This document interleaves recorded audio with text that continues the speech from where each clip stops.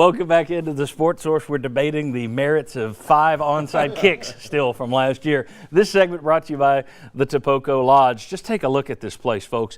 Beautiful. Now imagine that beautiful, beautiful lodge right on a mountain river, miles from the noise of the city, surrounded by hiking trails, biking trails, rafting and fishing, all with an A1 restaurant and multiple bars on site. Yeah, it's pretty good. If you haven't been to the Topoco Lodge, you need to get up there and see it for yourself. I can't do it justice just talking about it. Topoco.com to learn more. All right. I thought this would be a quickie because I thought we would all go the same way. This is the reverse the last segment, just to be clear. What is the most likely shock win? So I've listed it that Tennessee has 3 potential upset victories on the schedule. They could win at Florida. They could beat Georgia here. They could win at Alabama.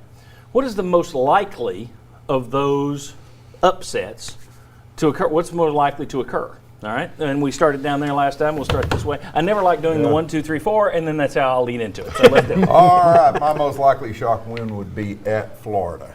Okay. And I think one of the reasons Tennessee would have a better chance at that, we talked about them staying healthy into the season. They don't have much depth.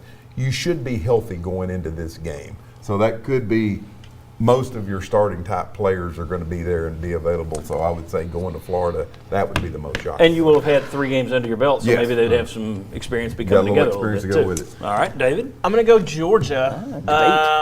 That's not as great a handwriting, but I'll take it. It'll work. No, I think, too, one, the weight of expectation. When you're the goal for this year for Georgia is quite obviously they got to win a national title. That's what they want to do. And that's tough. You get to the middle of the season, you're going on the road. That's hard. And Tennessee last year acquitted themselves pretty well in Athens. They played hard that game. You don't have Justin Fields coming in to be your closer like they did last year. But I think when you're going on the road, you have a hungry Tennessee team that will probably be finding themselves a little bit in the middle of the season. If you're looking at a shock win, you get a good team at home that's probably not jazzed to play Tennessee. I don't think Georgia's going to be up for that game. You got a chance to shock them. Yeah. It's also a team that, as you mentioned, Jeremy Pruitt can look at these guys and say, hey, you gave them a battle last year. We know what these guys are. And you got Jim Chaney, who saw it from the other side. He should be able to give a good spin to it. Vince, where are you going, Florida or Georgia or Alabama?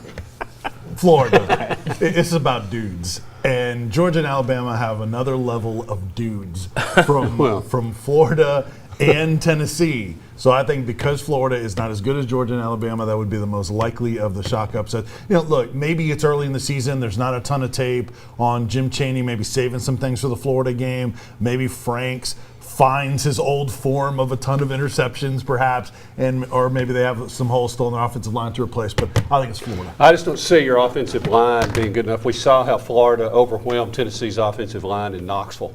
And if they can do that in Knoxville until you fix that offensive line, they're going to do it in Gainesville too. Hopefully you won't turn it over 6 times, though. I think it's Georgia. and I had the Jim Chaney factor as part of it. Sorry. Plus, I like all of the Georgia players on Tennessee's roster. I think that's one reason through the years Tennessee has tended, to match up well with them. I can see it being a more competitive game than the other 3. Now Georgia's roster has gone to another level here the last couple of years. At the same time, over the last 15, 20 years, you've had a hell of a lot more success against Georgia than you have Florida or Alabama.